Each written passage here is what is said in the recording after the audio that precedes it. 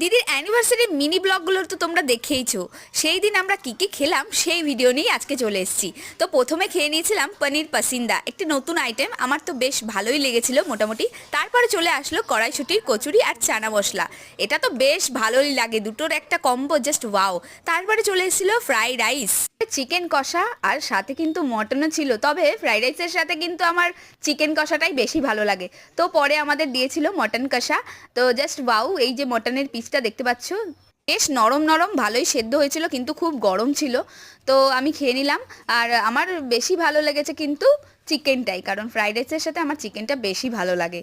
তারপরে চলে এসেছিল চাটনি আর পাঁপড়, চাটনি দিয়ে পাঁপড় খেতে তো শেষ পাতে বেশ ভালোই লাগে। তারপরে এসেছিল রাজভোগ আর একটি সন্দেশ, কাঁচা গোল্লা হয়তো, দেখতেই পাচ্ছি আমি তেমন একটা মিষ্টি ভালোবাসি না, তবে খেয়েছিলাম, কিন্তু এটা খুব ভালো ছিল। আর লাস্টে চলে এসেছিল এখানটায় রসমালাই, তবে রানাঘাটের রসমালাই এর থেকে অনেক ভালো।